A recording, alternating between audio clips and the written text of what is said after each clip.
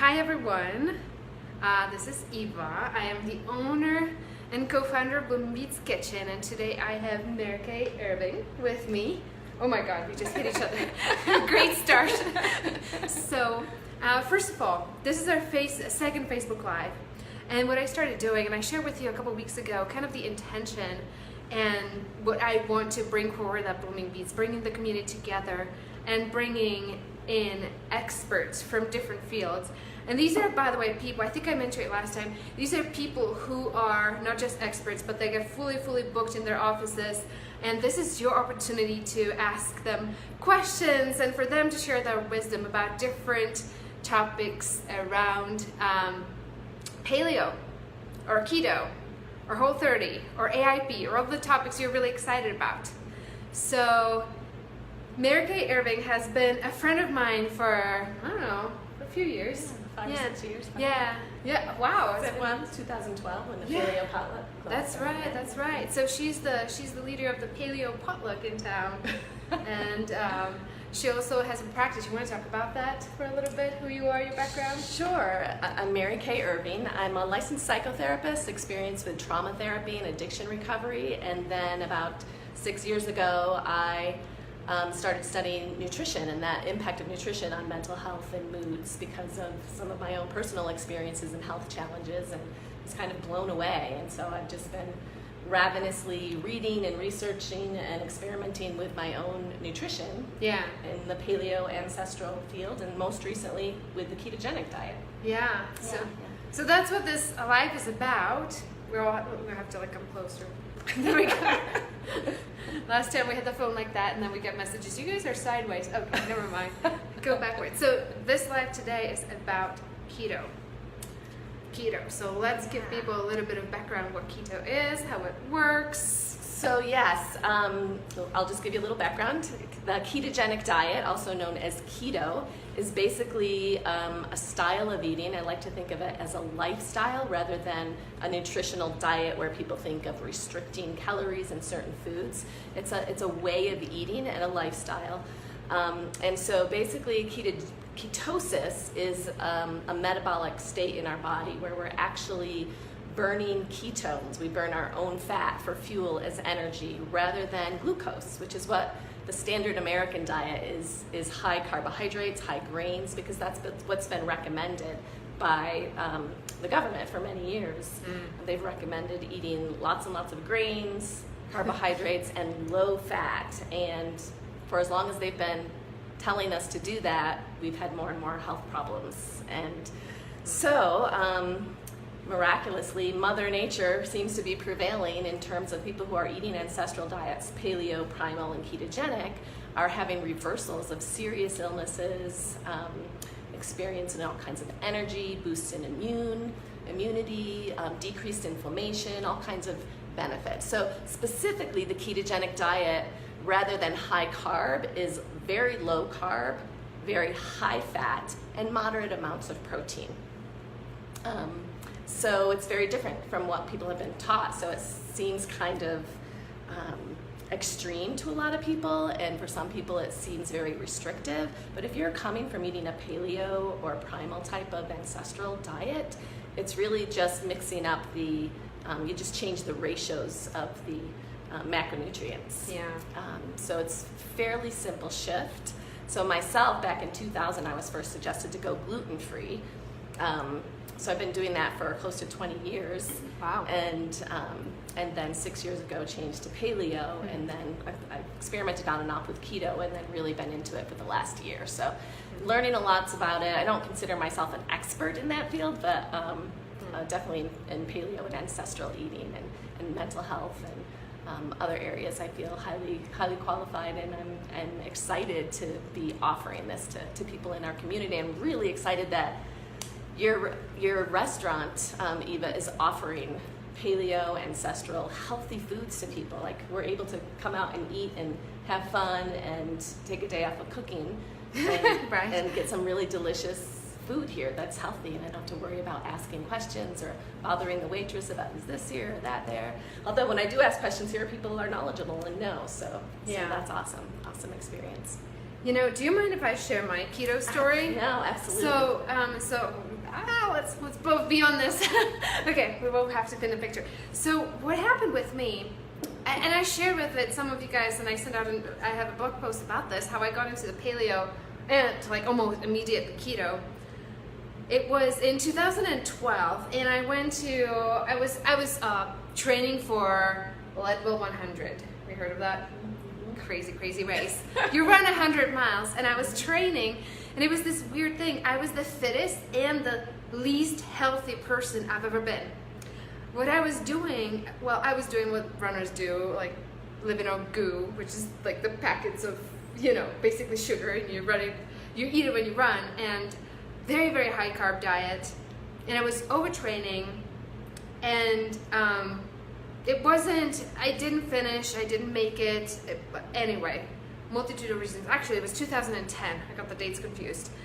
So I didn't make it. Now, 2 years later, I went to, and I lived in Austin, Texas. I went to, I think it's called CrossFit Central, and I was like, I'm gonna do some cross training, go to this lecture of nutrition, right? And it was like part of the introduction to the CrossFit community. You have to do lecture nutrition. And then the guy started selling us how we should be eating bacon, but we shouldn't be eating so much like sweet fruits, and we should definitely not be eating any whole grains. And I remember the whole time I'm just like arguing with the guy, and I'm like, you gotta be crazy. Like, you gotta be like kidding me. Like, you're telling me I should be eating bacon but not be eating whole grains? And I went home and I researched it. And I was like, this really seems interesting. And so I took it on, and I was registered for my second attempt. It was my third attempt. I had 2 failed attempts at a 100-mile race. And I was basically kind of like, every time I would be in this race, just my body would just stop working. Something would go wrong and I couldn't finish. And this time I was really committed to making it to the finish line. So, I decided to go keto paleo, very low carb paleo. And I finished. For the first time, I finished the race being on ketogenic paleo. And it was this interesting thing, because when you're running a 100-mile race, which is just really insane, but you cannot be digesting food. You cannot be replenishing your glycogen, because at some point your stomach just cannot stomach anything. You just are you're sick or nauseous or throwing up or whatever's going on. And it was because of me being so keto fat adapted. I was running slow enough that the body could kind of keep up. I kept my energy up the whole 35 hours and 12 minutes I was running. I was like, holy smokes, this is real, and it works. And I noticed just my energy levels being like, not just in the race, but in general, being very, very steady. And I wouldn't go through the crashes up and down, and my brain was working pretty well.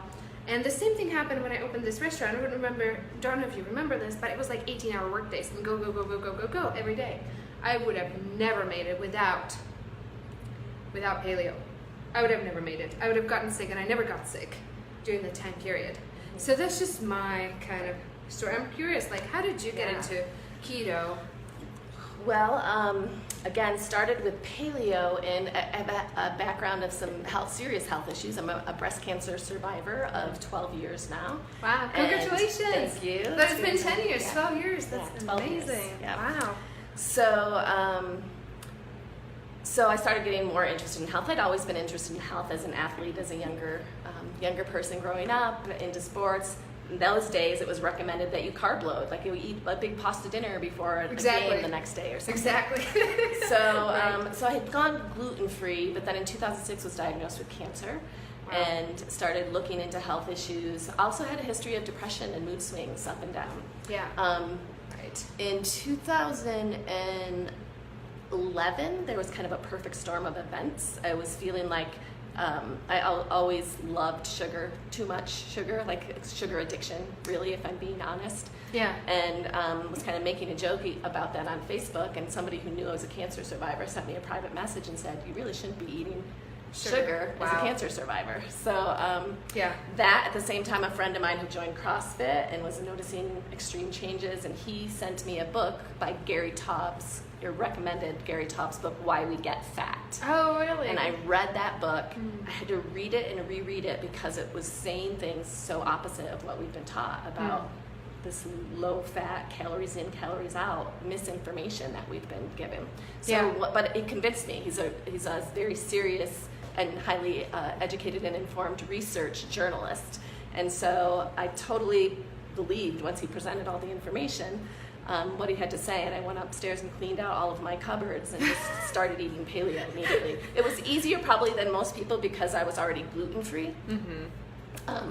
But I thought there's no way I'm going to be able to eat this way because I was hypoglycemic, which basically means I had prediabetes, pretty much. So blood sugar dysregulation, where you have to eat every few hours, or you're hangry, or irritable, or low energy. And this was in 2012? This was 2011. Yeah. You were pre-diabetic. Wow. Yeah. Okay. Yeah. So I got test results back. I had been avoiding opening my 9 News Health Fair test results because I knew I wasn't able to eat as much sugar. Like, everything was off balance. I was getting neuropathy in my fingers, some blurry vision, some weird stuff was happening, and I know enough about diabetes to think like, ooh, something's not right here.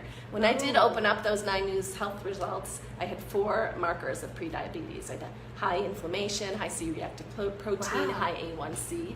And that's what spurred me to read this book and to change my diet. And within 2 to 3 weeks, oh my God, my moods were stable, my energy, all the things you're talking about, brain fog.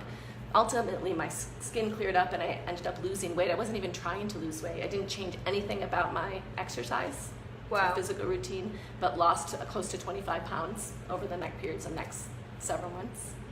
So it blew me away, and the stable moods and lack of depression, I was kind of floored being a therapist that, oh my God, like, are you kidding? I put all this money into therapy and antidepressants at various times, and all I needed to do was change my diet, right? Right. Wow. So, not that simple. As a therapist, there's lots of ways that therapy absolutely helps, and just nutrition alone doesn't change certain situations like trauma. But it makes me think we should do a Facebook Live on the mental side of things too sometimes. Absolutely.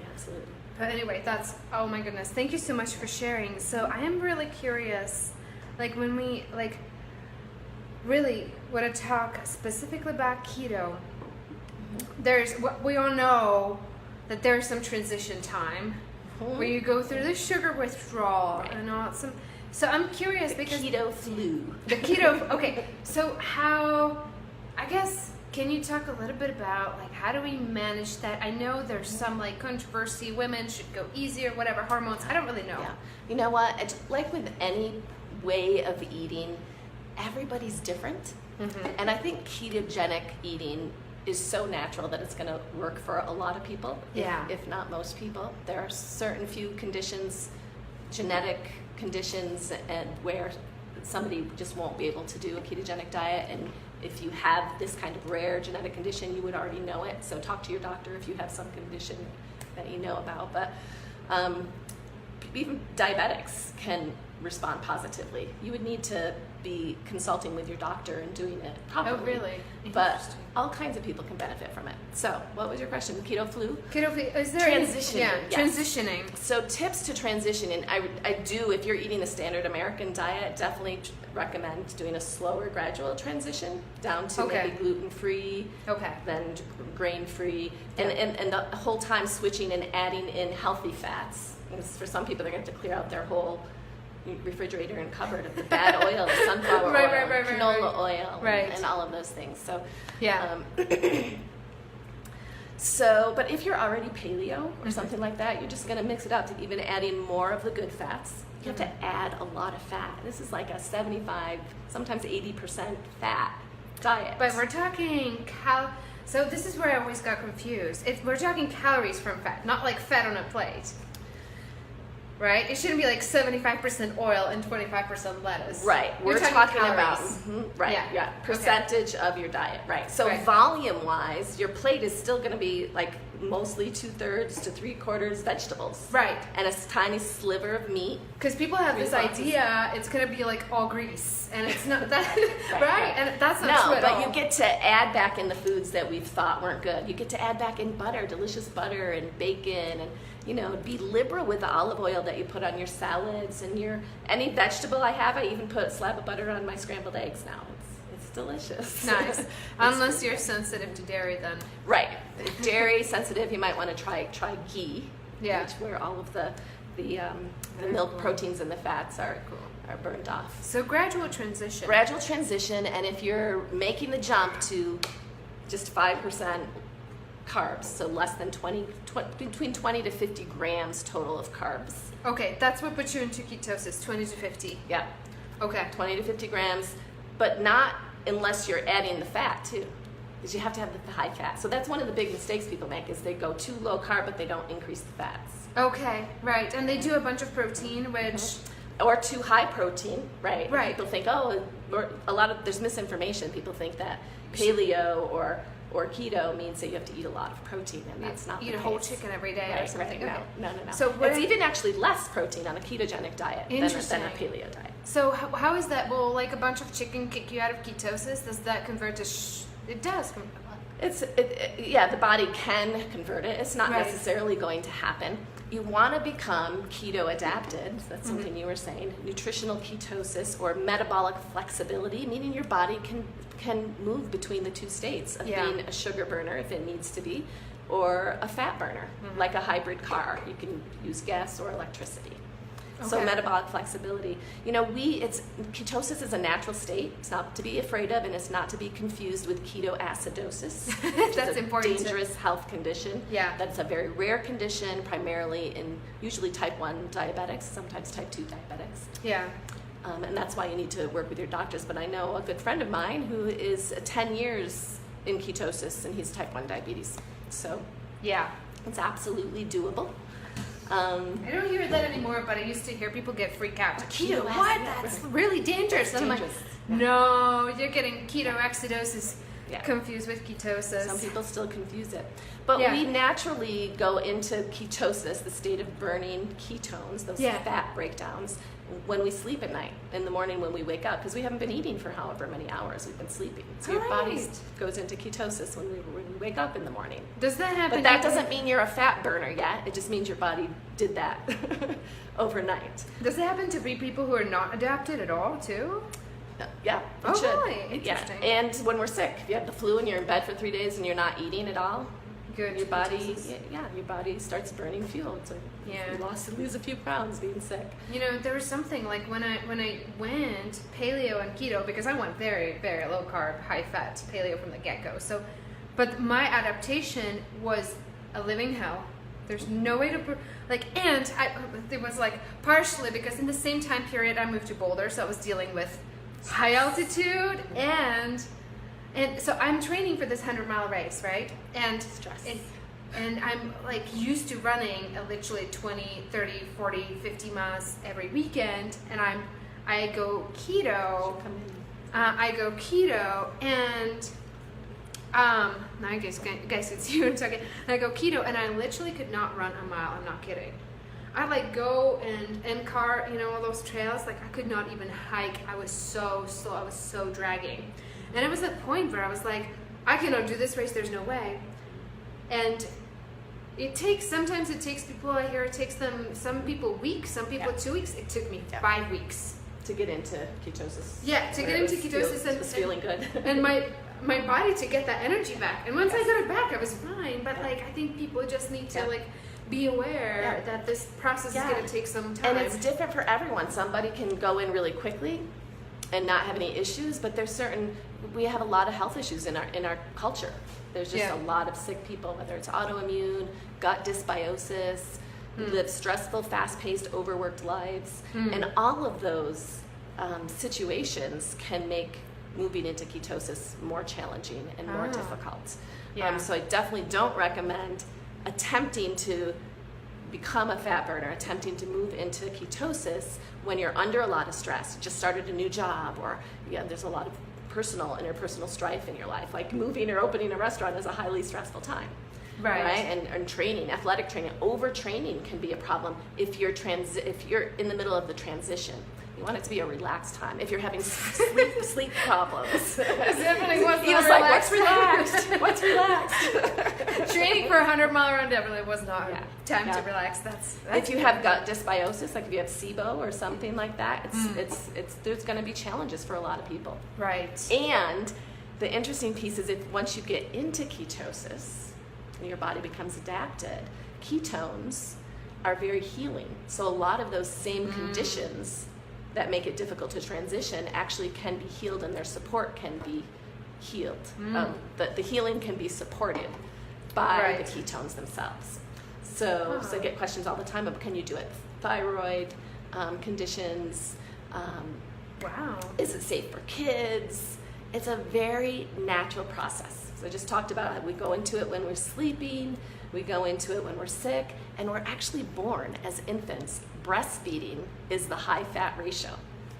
So it's very Susie natural Diamond for kids. says, Mary Kay, you look fabulous. Yay! Thank you. So it's safe for kids. That's a common question that I get as well. It's not a restrictive diet. It's just different, and we think it's restrictive because we've been taught something so different. But if you look back just a couple generations to our grandparents or great-grandparents, or I was, a little girl, we were still eating out of the family garden, and my mom was home cooking, and we used real butter, and it's kind of, if you talk to your grandparents eating off the farm, it was just not an issue to be eating fat. So we just need to go back to eating real whole foods and just switch up our ratios. And making that transition, as you were talking about, like headaches, all kinds of some weakness, lots of heart palpitations, different scary things can happen for people. And oftentimes that's because of an electrolyte imbalance. When we release the glycogen stores, glycogen is the storage form of glucose in our body. Right. And when we go keto and we stop eating so many carbs, your body uses up that glycogen, and it's stored together with electrolytes, with sodium, potassium, magnesium, get released along with all the water we've been holding. That gets released. So oftentimes there'll be a lot of urination in the first 24 hours or so after you move into actual ketosis for the first time. Very You cool. have to be replenishing with salts and electrolytes and magnesiums, and there's some mixes that you can buy. I just salt eat caps? extra salt. Yeah, like Electromix is one of them. Oh, okay. Electromix. Yeah. Okay, maybe you can post some links underneath the chat that we're at. Sure. I'm thinking of a question. How having a glass of wine or beer, well, gluten-free beer, I mean, of course. Of course. How will that affect, will that kick you out immediately? And how long do you think it would take to get back? You know what? It really depends. It's individual for everybody, and some people can do a glass of wine, and some people might decide to save up their carbs. They know they're going to have a special occasion, an anniversary or something, and they want to celebrate that night. But people have to get used to their own body, and it depends how much damage has been done to their body. Do they have insulin resistance in general? Are they trying to heal some things in their body? People might get thrown out pretty quickly, and some people might not be impacted at all. Some people can eat more than the 50 grams of carbs a day. And people who are really athletic, running 100 miles, you might be able to handle way more carbs than 50 grams. Used to be, okay? That was 6 years ago. Okay. No more 100 miles for me. But okay, I thought about another question. I forgot what it was. Damn. It was a really good question, but I forgot what it was. It'll come. You can post it in the comments later. Yeah. There was something. Anyway. So we were talking about kids, ketosis, keto flu, transitioning, Electromix, drinking alcohol. Yeah, we're talking about drinking alcohol. Yeah. So I know a question. So sorry. So desserts, right? Mm-hmm. So we're trying to playing with my team. We're trying to come up with a dessert, and that is paleo. So we're paleo, keto paleo. So okay. So we could use stevia or erythritol. Hate that name. Hate that word. It's so impossible to pronounce. But then I guess I'm curious about, because it's sweet anyway. It doesn't have the sugar, but it's sweet anyway, right? What is sweet? Like anyway? stevia or erythritol, Right. some of those like 0-calorie sweeteners. So does that really keep you in ketosis? Yeah, I'm not 100% up on the research on that, but I've heard different things about it. For some people, it can trigger cravings for more sweets. Right. And then you have the leptin reaction and all that, right? Right. So there can be different hormonal reactions, and Yeah.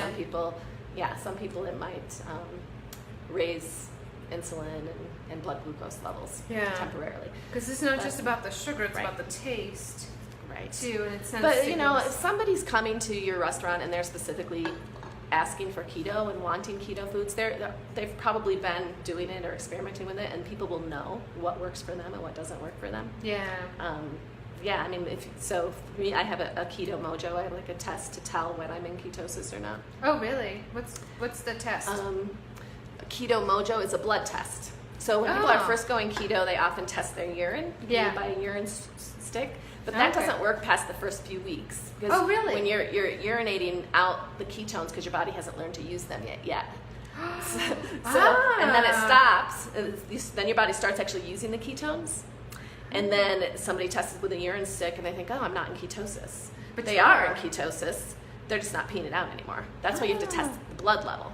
So your blood level is, if it's between 0.5 and 3.0 millimeters per millimoles per deciliter, or millimoles per liter of blood. Okay, 0.5. So I was just on a retreat up in the mountains, and I came back, and it was a vegetarian retreat. So I knew ahead of time. Oh, the meditation retreat. Yeah. So I had to bring all of the food they supplied. So, and I'm paleo, so I don't do vegetarian. They have high beans, lots of grains typically. Right. So I was able to eat the breakfast. They had eggs, but I brought my own bottle of extra virgin olive oil. I brought macadamia nuts, which are 100% fat. Oh, they are. That's right. It's like pure fat. Macadamia nuts. And so I brought my own foods to try to make sure I was staying in ketosis, and cans of salmon, or to eat for my protein source. And so I was a little worried that I wasn't going to be in ketosis when I got back.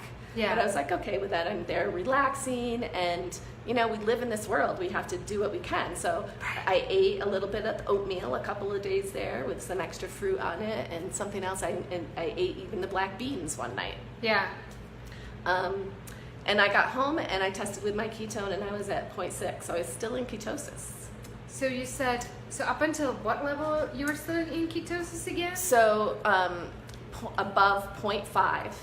So between 0.5 to 3.0. Oh, so it measures your ketone levels. Measures how many ketones. So I was still in, and so you're in ketosis. You're considered to be in ketosis. Okay, so would you just say again what is, and we're going to post in a link, like if they want to get this blood test thing, what is it called? The keto there's different kinds. Okay. I use the Keto Mojo. I like it. You can just Google it or just put it in your Facebook search bar. But the Keto Mojo, I think you can, usually they have, I don't know if they sell it on Amazon.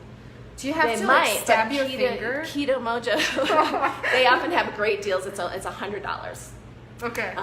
And that includes like 50 strips. So you can test both your ketones and your glucose numbers for people who have blood glucose issues. Wow. Yes, it's an automatic machine. It's just a little tiny prick. Oh, it's like just a 2 tiny seconds, one? little tiny prick. You barely feel it. You do feel something, but it's gone. You don't have I still have a hole in my finger when they did my blood testing when I was 10, so hopefully it's not one of those. It's a pretty easy test to do, and that's when you know that you're actually, and then there's higher levels. If you're above, people can go up higher, 3, 4, 5, 6, and that's what they use for therapeutic levels if somebody's undergoing cancer treatment, for example. Okay, so I wanted to... It's a huge topic, and we can't address all of this stuff. Yeah, we can't, but I did want to ask you a little bit about that. So I went to a panel during the Ancestral Health Symposium a few years ago, and there was a panel of 4 oncologists. Actually, it was 3 oncologists and somebody else who was dealing with cancer, and they were talking about how they're using ketogenic diet to help with cancer treatment, which I think is really interesting. Yeah, it's fascinating. It helps in a lot of ways. So It increases apoptosis, which is natural cell death of unhealthy cells. And cancer cells don't tend to die, they just kind of proliferate. In multiple studies, tumors have been shown to shrink in size.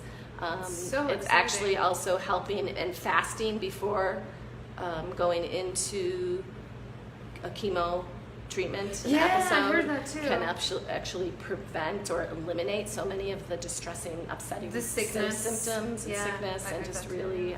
So there's lots of ways that it's helping cancer.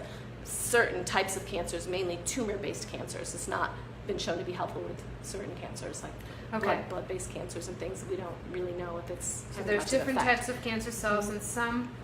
So what is the? And I spaced out for a second. What is the mechanics of it? How does it?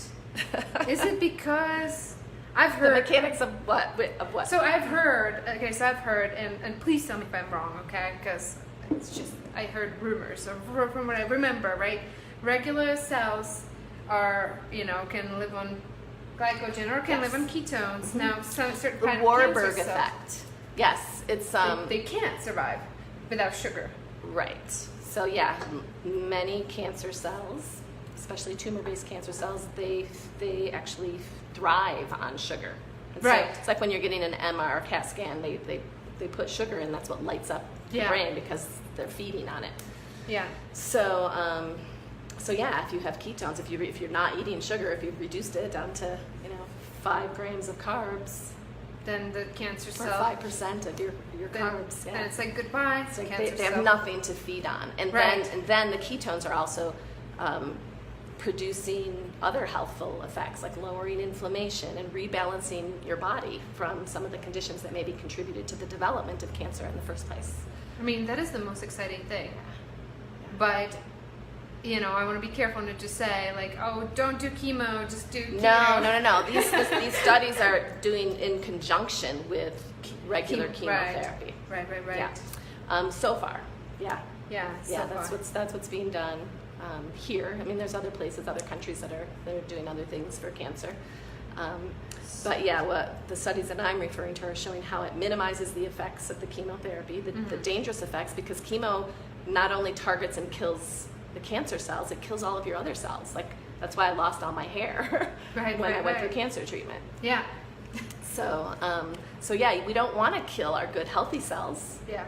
And make people more sick and more vulnerable to illness or even death from cancer treatment. So so we're supporting and feeding and nourishing our healthy cells to stay strong at the same time starving and killing those cancer cells. So lots of promise and hope with this. And it's not a cure-all for everything either, but there's some cool things about it. Right. And I was just thinking, like, tying it to the ancestral health, the paleo people, right? Like, they had periods of months where just be living on berries, and then they were just eating, like, meat and fat from... Right. I kind of lean towards, for myself, a cyclic ketogenic diet. Okay. So summertime, I think, is a great time for someone to transition from a standard American diet to a paleo diet. Not necessarily keto yet, because summertime is when fruits were abundant. So that's when you're picking out on the berry bushes. Right. So that's then your bodies are like, and the hunting is abundant because all the animals are flourishing as well. And so you're building those fat stores, and then fall and winter comes, and then there's not, you don't have the berries anymore, and maybe the animals are in hibernation or they're just not there, and so their bodies were fed, they were fueled by the fat in their own bodies. So that's a natural time to do kind of seasonal ketosis. Maybe some intermittent fasting. The meantime to help detox and reboost the immune system, repair the gut lining. Right. So many amazing things that these ketones do. If somebody struggles with anxiety or depression issues, it helps with produce GABA, which is a calming. Oh, really? Yeah, people take GABA amino acids to help with anxiety, and eating ketones actually naturally boosts GABA. So that is interesting. Yeah, it's pretty good stuff. I don't know if there's a question or hello or. Yeah. That is so exciting. So I guess that answers the question kind of should somebody be on ketosis all the time? Because there's this Right. that question is always asked. Yeah. Right. So as I was saying, we just don't, in some ways we don't know enough. Yeah. But as I mentioned, I know, so there are people that do this for medical reasons like epilepsy. For years and years and years. They don't even ever get ongoing. keto. Exactly. Yeah, right. I know a person who has type 1 diabetes, and he's been keto for 10 years. Right. Straight. Yeah. So it's not been an issue. Now some people will say, or science has shown for some people maybe that the gut microbiome becomes diminished, so the less of certain good bacteria. And that may be because people are confusing eating low carbs with decreasing the amount of vegetables they should be eating. And actually, I promote a highly nutrient dense, lots of vegetables, ketogenic diet, and just lather those vegetables with extra fat. Right. So you need to still feed the good bacteria. Mm-hmm. And so that's mainly the thing that I've seen about long-term concerns with it. Yeah. But the reality is, again, thinking back to our Paleolithic ancestors, they didn't have Pop-Tarts on the shelf. They didn't have a cupboard or a refrigerator. They had to go out and hunt. And some days there just was no food available to hunt. And so they were probably in ketosis fairly regularly. Yeah. Fairly regular thing. We talk about the paleo ancestors, right? And this is, a lot of people will tell me, but they only live 30 years. And I'm like, Yeah. Well, true, on average, because most of their babies died at birth or whatnot. Right, And then, right. You get chased out by a tiger or something, you die. You break your leg, you die. Right. They didn't have an ambulance who could come and save you. And they, Right. They didn't have shelter from storms or whatever the way that we do today. So it's really, and they didn't have antibiotics. So even though antibiotics have caused a lot of problems on some level to our microbiome, and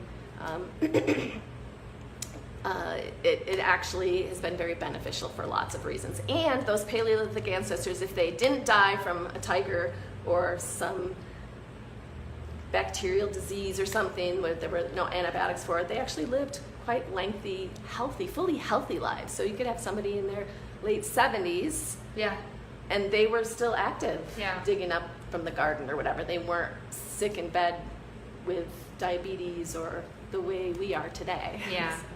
No osteoporosis, nothing like that. Yeah. Right. It's fascinating. It's really interesting. It is a fascinating topic, and it's a huge topic. It's such a huge topic. And there's more information coming out constantly, and maybe we learn something completely new tomorrow. So, and that's one of the reasons I don't think of myself as an expert, because there's just so much new. One of the things I really appreciated from my oncologist when I was getting treatment, they said, if you see a new study or research or something, bring it in and show us, because there's so much going on there. You can't keep up with it all. And there's no way any nutritionist or doctor, healer can keep up with all of it. So it's tomorrow we might find the new research that comes out that says, oh, you got to tweak it even more this way. And so we have to change our minds. And that's something I've appreciated about the paleo movement and some of the experts and gurus like Chris Kresser. Like, we're constantly staying up on things, and they change and evolve. So paleo was the big thing.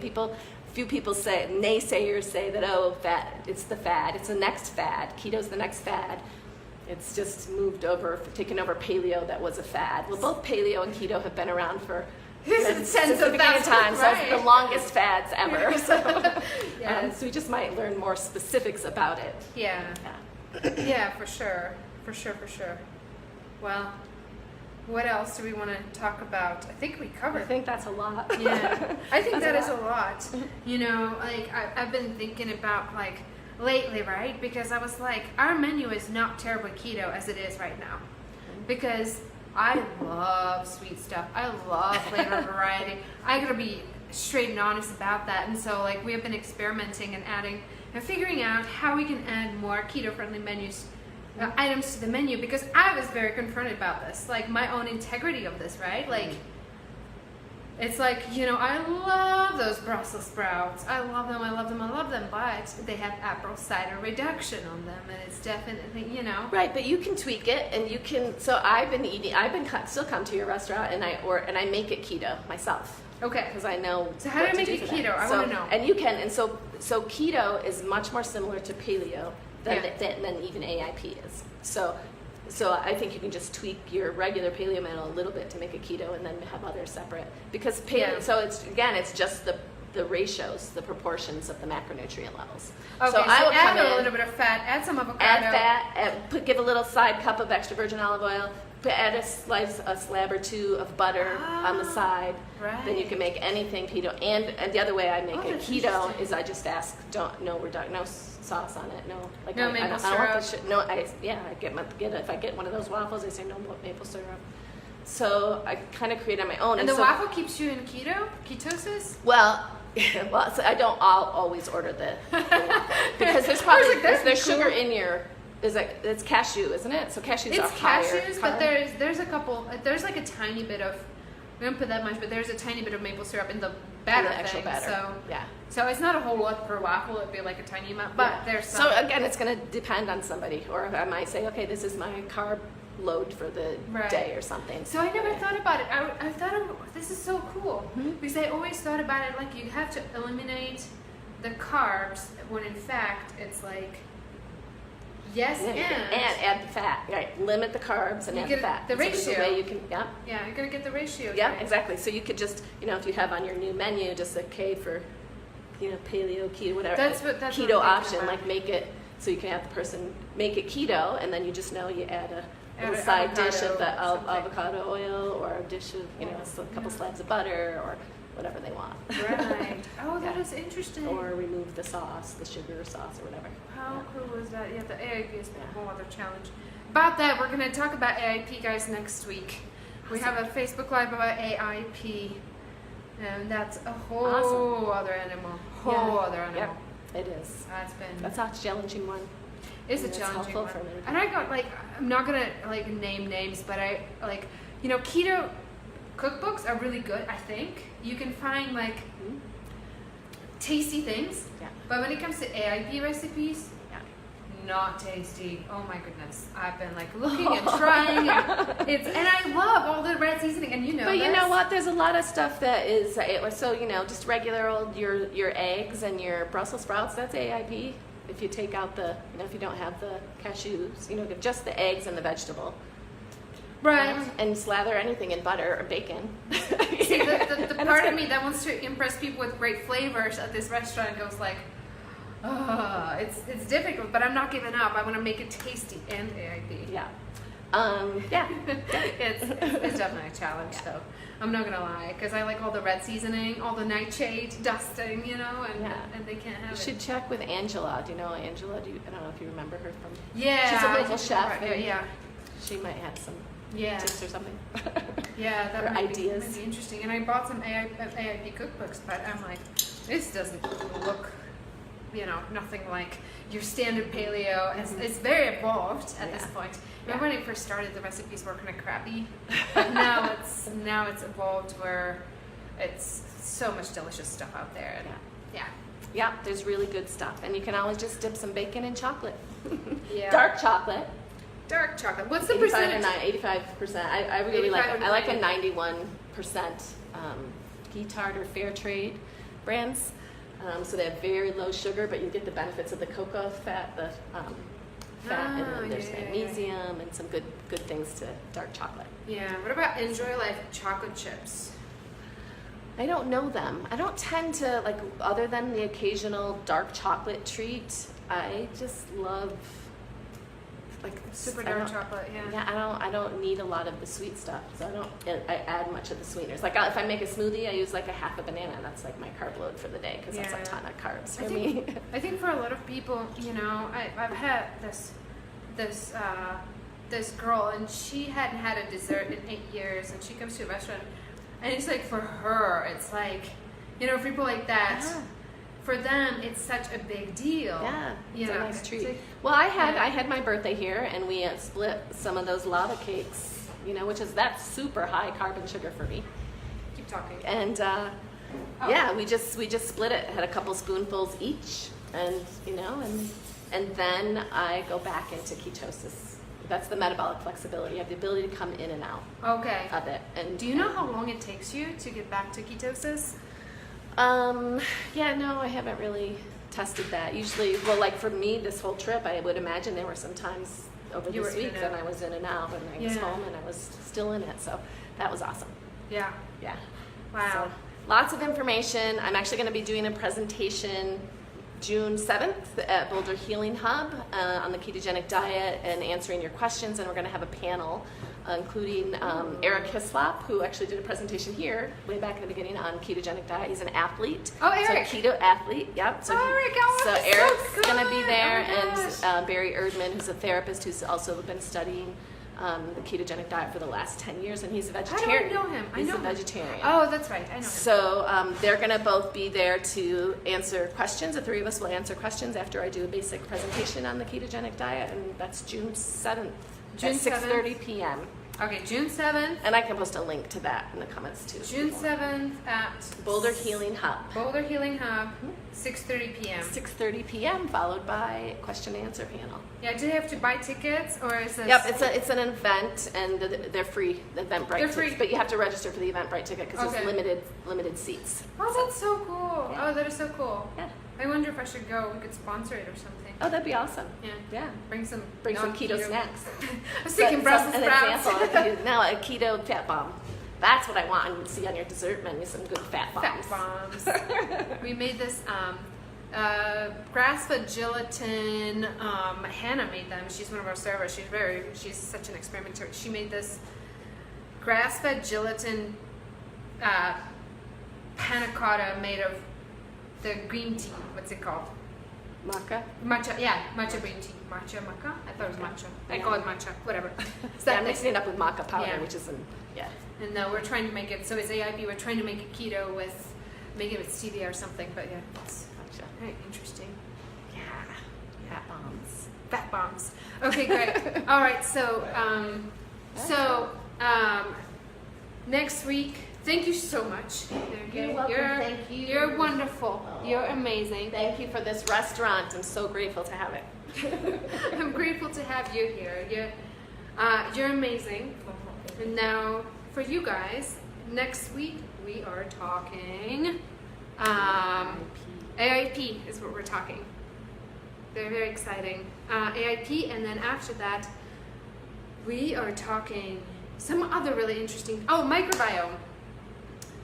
Ah, very cool. That's a big one. Microbiome, yes. I don't really understand it. I don't know anything about it because it's too much nerdy everything. stuff, but very, very exciting. Yes. So, yeah, microbiome Excellent. and AIP. So, thank you guys for watching. I'm going to post this as a replay. Bye, everyone.